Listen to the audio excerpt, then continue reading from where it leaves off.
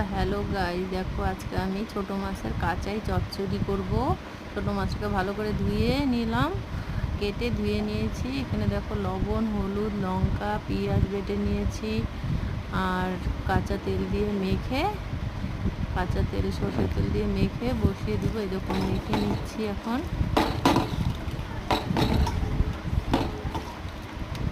মাখা হয়ে গেল। এরকম আমার মা রান্না করতো, তো জাস্ট মা তো এখন আমাদের মধ্যে নেই, তো মাকে অনেক মনে পড়ে গেলে একটু জল দিয়ে দিলাম, দিয়ে এখন আমি কড়াতে বসিয়ে দেব, লো আছে।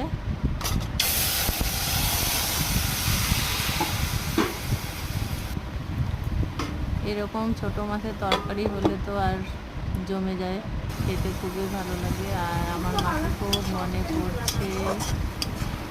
তো তোমাদের আমার রেসিপিটা কেমন লেগেছে? ভালো লাগলে লাইক কমেন্ট করো, সাবস্ক্রাইব